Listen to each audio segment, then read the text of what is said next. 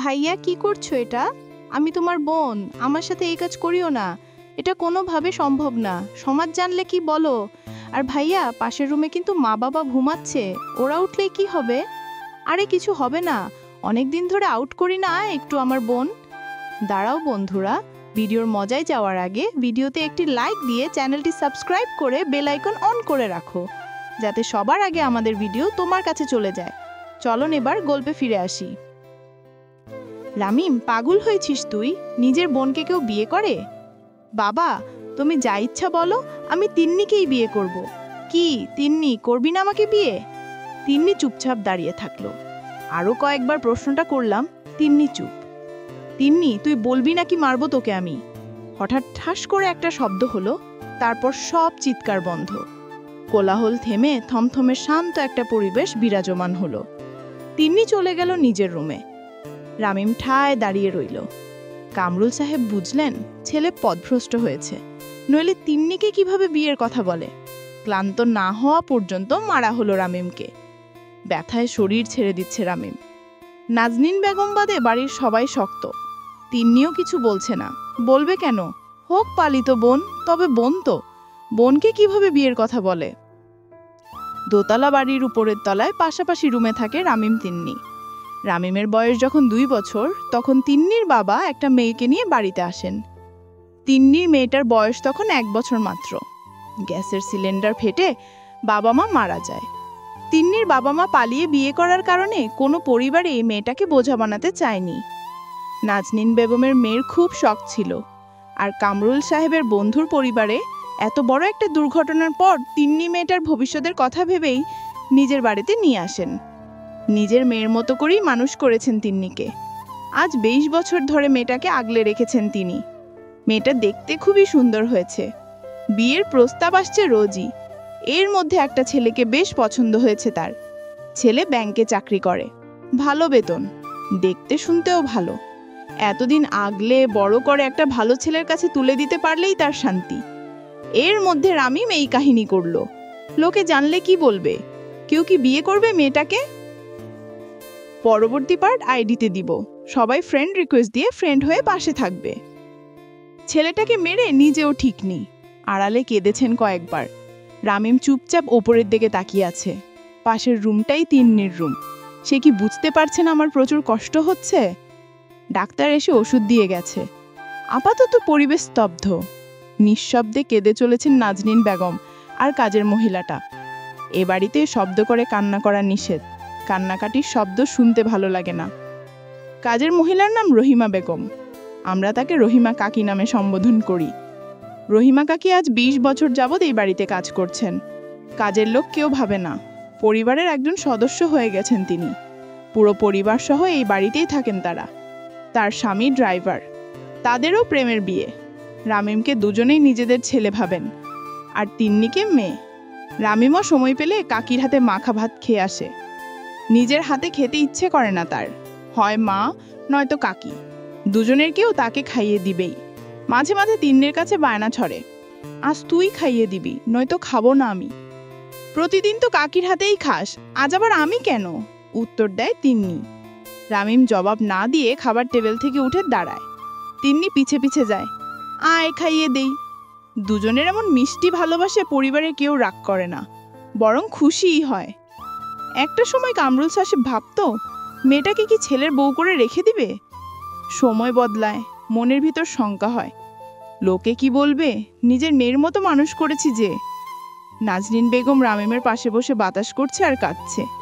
এই কান্নায় প্রাণ নেই, নিষ্প্রাণ। রামিমের ইচ্ছা হয় তিন্নি কি করছে সেটা জানতে। তিন্নি একবারও আসেনি তাকে দেখতে। ডাক্তার ওষুধ দিয়ে গেছে, খাওয়ার পর খেতে বলেছে। আজ মা বা কাকির হাতে খেতে ইচ্ছে করছে না, তিন্নির হাতে খাবে সে। পাশের রুম থেকে তিন্নি শুনল কথাটা। খাবার আনলো তিন্নি। রুমে ঢুকতেই রামিম স্বস্তির নিঃশ্বাস নিল। তবে তিন্নিকে আজ অন্যরকম লাগছে। চোখ মুখ ফুলে গেছে কিছুটা। হয়তো ভালোবাসি বলেনি কেউই।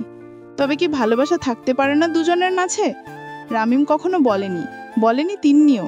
তবে মনে চেপে রেখেছে অপুরন্ত ভালোবাসা। দুজনেই জানে সত্যিটা, যে তিন্নি তার আপন বোন না। এমন কত গধূলি গেছে, তিন্নি রামিমের রুমের পাশে যেতেই একটা শক্ত হাত হ্যাচকা টান মেরে তিন্নিকে শক্তভাবে আলিঙ্গন করেছে। কতবার ঠোঁটের খুব কাছে গিয়েও স্পর্শ করা হয়নি। কতবার তিন্নির গরম নিঃশ্বাস রামিমের মুখের ওপর পড়েছে তার হিসেব নেই। প্রাইভেটে পা দিয়ে পা ছোঁয়ার প্রতিযোগিতা কতবার হয়েছে তারও হিসেব নেই। এগুলা নিজেদের মধ্যেই সীমাবদ্ধ থেকেছে, তবে ভালোবাসি বলা হয়নি কখনো। তিন্নি রুমে ঢুকে নিজের হাতে খাইয়ে দেয় রামিমকে। ইস, ছেলেটাকে কিভাবে মেরেছে!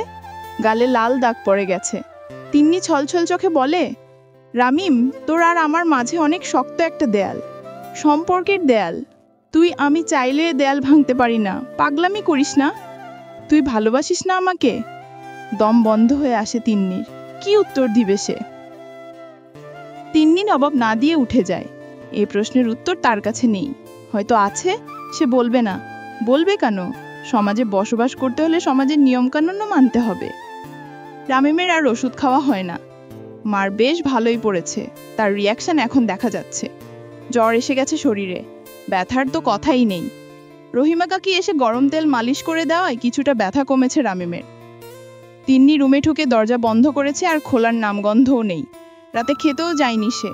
কামরুল সাহেব মেয়েটাকে ভীষণ পছন্দ করেন। সে নিজের হাতে প্লেটে করে ভাত আর মাছের মাথাটা নিয়ে রওনা দেন তিন্নির রুমের দিকে। রামিমের প্রতি বাড়ির সবারই প্রচুর দুর্বলতা আছে।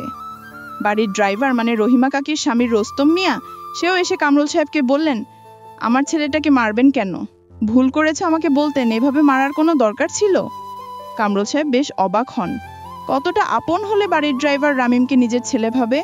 এ বাড়িতে রামিমকে নিয়ে মাথা ঘামানোর আর কেউ নেই, তবে তার মামাবাড়ি একজন আছে। মেয়েটার নাম তিথি, রামিমের মামাতো বোন। মামাবাড়ি গেলে তিথির চাইতে খুশি হয়তো কেউ হয় না। ছোটবেলায় এক রুমেই ঘুমোতো মামাবাড়ি গেলে। এখন বড় হয়ে গেছে, কেমন একটা লজ্জা কাজ করে। তাই দুজন আলাবের রুমে ঘুমলেও ঘুমানোর আগ পর্যন্ত ফেবিকলের মতো পিছু লেগে থাকে তিথি। ছেলেটাকে যে তার এত ভালো লাগে তার অবশ্যই কিছু কারণও আছে। কারণ ছাড়া কাউকে ভালো কেন লাগবে?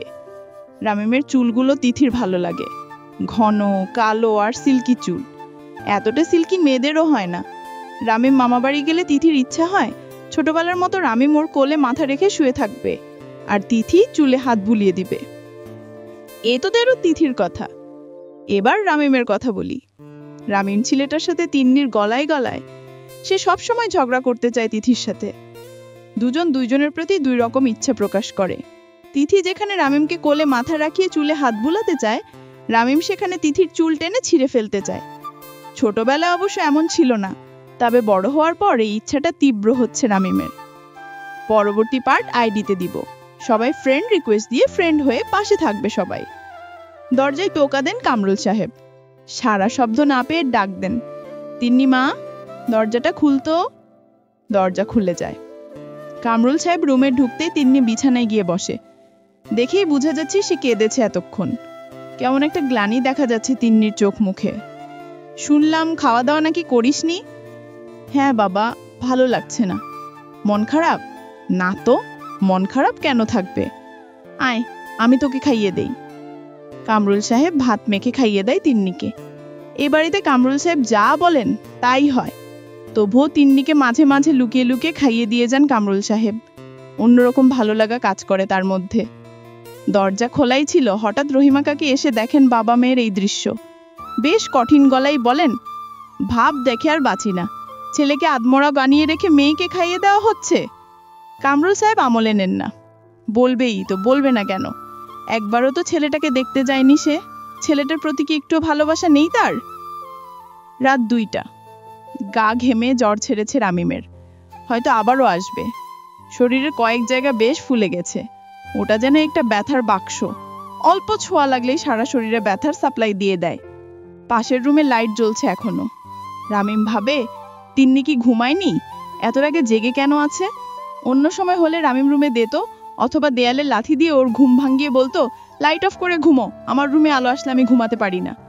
তিন্নির আবার বদ অভ্যাস, রামিমকে জ্বালানোর জন্য রাতে লাইট অন করেই ঘুমায়। রামিম আবার ভাবে, না, ও তো জেগে নেই, লাইট অন করেই ঘুমায় সব সময়। শুয়ে থাকতে ইচ্ছে করছে না আর। রামিম উঠে দাঁড়াতেই খেয়াল করে শরীরে প্রচুর ব্যথা। অনড়ভাবে শুয়ে থাকার দরুন এতক্ষণ বোঝা যায়নি, তবে এখন উঠতেই পুরো ব্যথাটা অনুভব করছে রামিম। হঠাৎ রামিমের মনে পড়ে জিরো বাবার কথা। রামিমের ওখান থেকে মাত্র 10 মিনিটের রাস্তা। মাজার শরীফে একটা পাগলা বাবা থাকে, নাম জিরো বাবা। হাতে পায়ে বলায় প্রায় 36 কেজি ওজনের শিকল বাঁধা। ওই অবস্থাতেই খায়, ঘুমায়, গোসল করে না লোকটা, তবুও সবসময় আতরের গন্ধ লেগেই থাকে গায়ে। জিরো বাবার সাথে রামিমের ভালো সম্পর্ক। মাজার শরীফে গেলেই জিরো বাবা ডাকে, কি রে বেটা, এসেছোস? আয়, একটা ডিম খা, কলা পাউরুটি খা। প্রথম প্রথম ঘেন্না লাগলেও পরে এক সময় রামিম বুঝলো লোকটার আশ্চর্য কিছু ক্ষমতা আছে। লোকটার শরীর দিয়ে কখনো দুর্গন্ধ বের হয় না, 36 কেজি শিকল পরে আরামসে ঘুরে বেড়ায়।